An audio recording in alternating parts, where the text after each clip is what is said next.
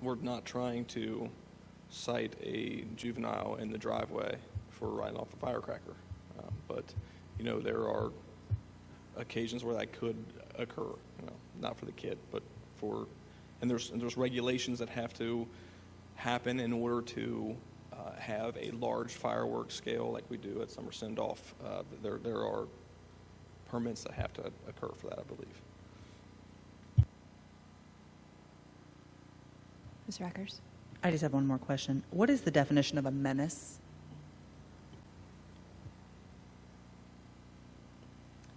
It's another legal term. Yeah, It's a misdemeanor, would be menacing. So it could be about as broad as you all want to interpret it. sure. As a former prosecutor, I would say menacing was always we can't really figure out any other reason to arrest them, but we need to take them out of the situation. So we're going to charge them with menacing. Yeah, so It's a menacing. catch-all. We're not calling somebody a menace, but they are menacing. So there are definitions. I can send them to you. There's a KRS on menacing, and we use that when we need to use that. It would be when your kid has some fireworks that he's shooting off, and the code enforcement officer shows up and says, this is the third time, so you're now going to be cited under nuisance activity. And you all just get really mad and really upset. Not quite to the level of assault 3 or doing anything to the officer, just enough that they just want to put something else down. I'm not wrong. You're definitely wrong. I agree. And then it'll eventually get dismissed out because some prosecutor somewhere will be like, what the hell is this? That's the reality.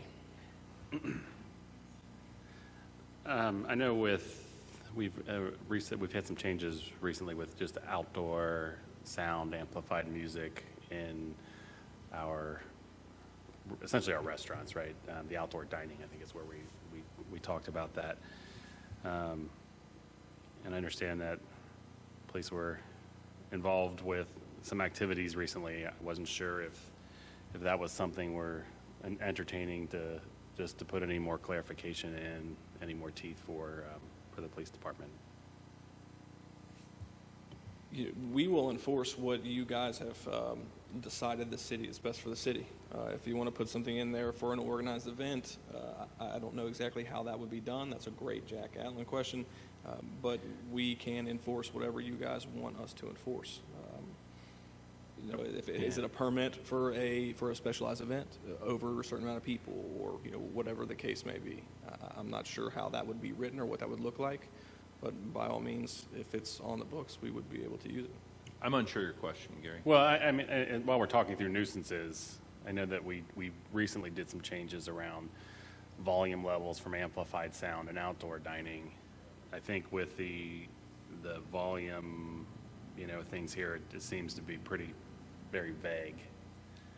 So I wasn't sure if we wanted to tackle anything. The problem with the decibel ratings and that are in all the zoning codes is very few people have meters. I'm sorry? I have a meter. Well, but I'm guessing you don't have a single police officer that has a decibel meter. No, not that I'm aware of. Maybe somewhere, but no, we don't have a decimal reader, or we don't have. Yeah. So that's the enforcement issue a little bit. 63. I'm sorry? We're at 63 Right now in you're here. at 63. Yeah, most phones will. Well, maybe an Apple Watch does it, but then how do you turn that into evidence to actually prosecute somebody? I mean, Super difficult. I mean, we have hard enough time with other listed items that you see under the nuisance activities. Not saying that it can't be done, but just like the juvenile getting the third complaint and a citation for, it's difficult to prosecute for something like that. I mean, we can narrow this list of nuisance activities. My personal advice would be is we want it fairly broad so that we have discretion, because it's hard to think of every possible scenario. I mean, if you had, little Vito's Jr. next door to you who's doing a full-fledged fireworks display every night, maybe that then does become a nuisance, right? I mean, sometimes it's hard to anticipate where where the actual problems are going to be. It's obvious if somebody, some of these are obvious, but some of the ones that actually I think create code enforcement and nuisance activities are the more obscure ones.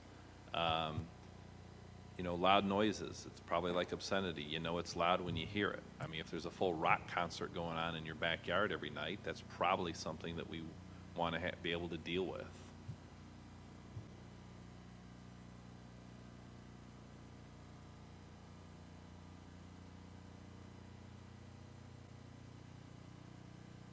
Any other questions on this? I would ask everyone to just read through it and email me, call me, text me if you do have any other questions on it, because there's quite a bit here we've added.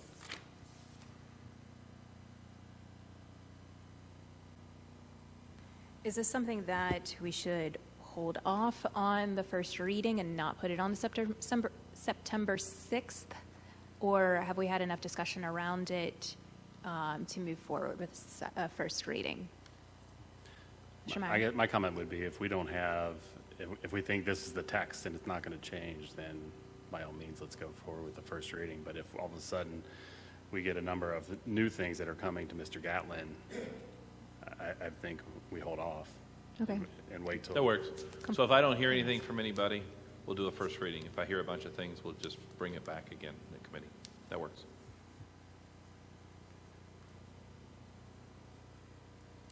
Mr. Clare, I know that you were here for this topic of conversation. Mr. Connett, you're here as well. I think this topic of conversation has been covered, but if I'm missing something, please let us know. I think the conversation that we've had, what's put in place here gives the ability to have more of a teeth behind those types of situations. Sure. Yeah, if you want to come to the podium, just to while we're having discussion on this particular topic, it's kind of coincidental.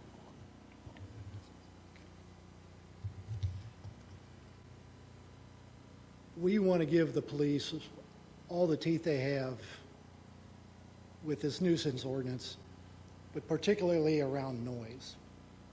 And while noise can be very subjective, there is electronic instrumentation that is available that it becomes no question. It's a measure. It no longer takes subjective out of it, becomes subjective, it's objective. The city of Covington has recently passed an ordinance with some things that have a little more teeth in it. And they talk about distances, noise levels. And we would like to just see that added to the ordinance to give the police officers the ability to deal with noise issues without saying, well, I think it's a little too loud. No, let's cut it out. Let's say 25 feet, you measured. Now, there's phone apps out there that do decibel measurements. I don't recommend those because relative to the speaker in the phone or the microphone, all that fluctuates. But there is professional grade instruments, and I don't believe they're that expensive that officers could be armed with, that if needed, they could pull it out and do measurements and make a determination on whether something exceeds city-specified limits or not on the spot. Okay, so what we can do is take a look at the City of Covington's ordinance to try and understand where their limits are, and if that's something that council members kind of discuss with us, we can add it into the first reading of the ordinance. Yeah, but I think we also just need to talk with the police department to just make sure that from a practical perspective that whatever these tools are, that you could put them a part of the budget and that you would have the training for it. I mean, there's multi-phases to this, right? We would have to equip everybody, we'd have to train everybody, and then whatever that cost is. So, unfortunately,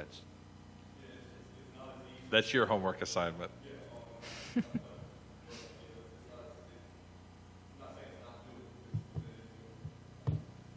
But I mean, if that's something we want to look into, I would not recommend doing a first reading. We can talk about it at the next council or committee meeting, just the practicality of having decibel meters or whatever they are, and you know, because and I'm talking too much here, but the issue is we would have to have more than one. Like every officer would have to have one, because if you had one, I mean, what if that guy is on third shift and he's not on that day, right? Like, I mean, it's there. It could There's be logistics. yeah. There's a legit. I mean, there could be a 3 to 6 month rollout of that. Understand. Because again, Erlanger's a large department. Doesn't mean it's impossible, so we'll look into that. Right. To me, a start is better than nothing. Yeah. And Well, arming them with what they need. And Covington was a little bit of a reaction to the bars in Mainstrasse, and it was a commercial issue. You know, so, and they have different complexities there with the commercial and residential on top of each other in a lot of parts of Covington that we don't necessarily have here in Erlanger. I will ask, is your concern a commercial establishment or is it residential? It's residential. Okay. And we just had a problem. And just what are the issues? The issue was on Saturday, Evenings. there was a party going on that was a wiffle ball tournament staged as a kids event, but the PA system the adults had set up was so loud that when I got home from an event in the morning and I was standing approximately 6 feet from my wife, I could not talk to her because it was so loud. We called police. They responded, but they said there was no ordinance where they could enforce anything. And so, as a result of that, you know, I pretty much couldn't go outside all day Saturday. It was so loud. Well, and for clarification, this is a nuisance ordinance. And even though we're giving the police some tools to give the code enforcement officer an opportunity, I mean, our current noise violations would be more of a nuisance code enforcement issue. So unfortunately, that's another issue, right? Like we would almost have to have a city criminal violation of a noise violation, which is a little separate from the nuisance code issue. So the nuisance code is going to deal with properties who would be repeat offenders of a noise violation. You're saying the police, I mean, it could be disorderly conduct. I mean, there could be other charges potentially.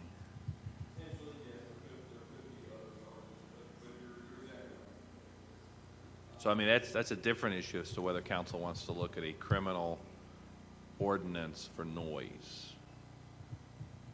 And that's why I wanted to ask what your question was, because Right. what we're dealing with here actually would not have addressed your situation. Well, I just saw this as an opportunity because it did have noise in there.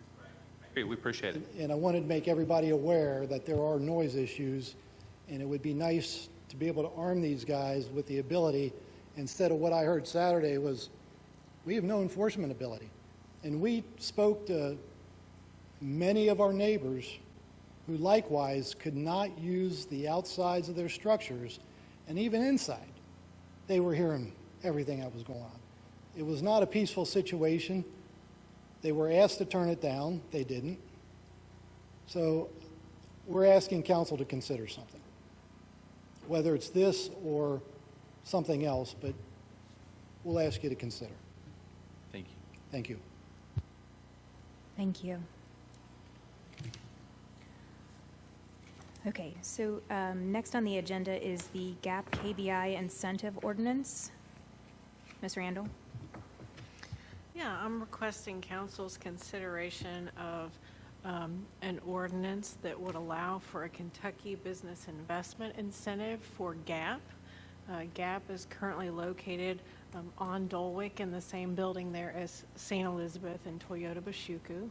They've been there for a number of years and provide a really good employer there. Recently, their lease was coming up, and they were looking to potentially move out of the city of Erlanger. They needed some additional space and needed to make some renovations in that building to accommodate their growing staff. And so we were able to negotiate with them and get them to stay in Erlanger. They're going to be bringing on 10 additional jobs and making some improvements there to renew their lease. So this would be an incentive to provide a 1% credit for those additional 10 jobs that they're going to be providing. So that would be a 1% incentive on the payroll for those 10 jobs. And I did want to note the ordinance that Mrs. Hoffman sent out in the draft for your email had an incorrect investment number on it. That number included their total negotiated lease rate for their investment. So taking out that lease rate would be the appropriate number for the consideration. $288,896 is their investment, and they're committing to 10 additional full-time jobs. Does anybody have questions? How many individuals are employed out there now? They have approximately 80. So as I read this from the city's investment is, if I've got that right, a total of $73,000 roughly over the 10 years. That's correct.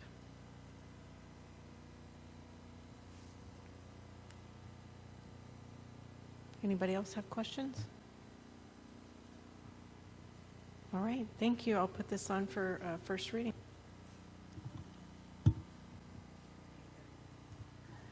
Okay, next on the agenda is the proposed alcohol ordinance. Ms. Rackers? Sure. So the recommendation that I would like to propose is the removal of archaic language in our ordinance for consumption, which includes Sundays after 11 a.m. is when your consumption alcohol license would be valid. So for someone who wants to, after church, go grab brunch, whether it's at the Hive or in Crestview Hills or Covington or Boone County, in a lot of cases, they're driving through Erlanger to get to somewhere where they can, if they wanted to have a Bloody Mary before 11, they can, because Crestview Hills has made that accommodation and Covington has made that accommodation. And I think that this could drive potential new business to Erlanger. People wouldn't be leaving Erlanger to go to other cities where there's more leniency. We have 11 businesses right now that have a consumption license. Some of those businesses, Dixie Club, Garzelli's, may want to take advantage of this removal and, have their restaurants or establishments open for the 4 NFL games that are in Europe this year, and they start at 9:30 in the morning. I'm not saying they will, but I'm saying it will. By removing that language, it'll give them the opportunity to do so and drive additional revenue as a result. So, it's a simple removal of the Sunday exclusion, but I think it would be best for, potential new growth to Erlanger and doing what's best for our business community should they choose to take advantage of that and open their establishments sooner than 11 a.m. or serve, rather, earlier than 11 a.m. on Sundays. What questions do you guys have, if any? I just have a quick question. So currently the ordinance is Sundays after, it's only on Sundays after 11. Every other day, it's open. Yeah, it's state law that's probably, 60 or 70 years at least that's been established for consumption, Jack. It may be longer than that, or since the beginning of time.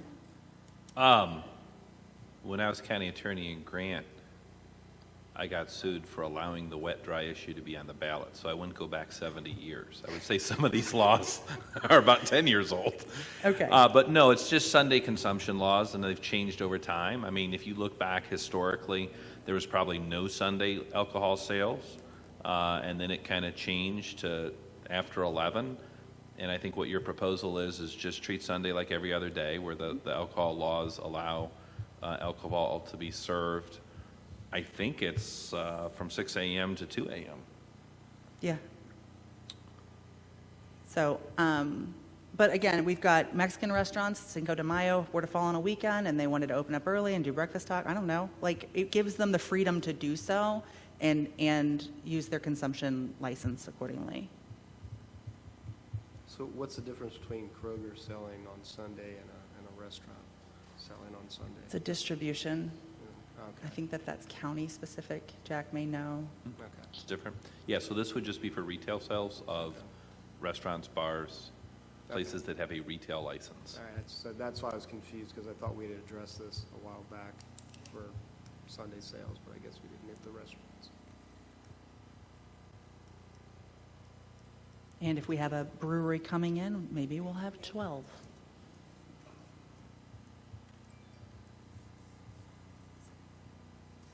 Okay. Any other discussion? Any other topics for the caucus meeting that we want to discuss before we adjourn? Okay, do I entertain a motion that we adjourn? Ms. Elmore, Ms. Kyle, any discussion? All in favor say aye. Opposed? Okay, motion carried. Have a good evening.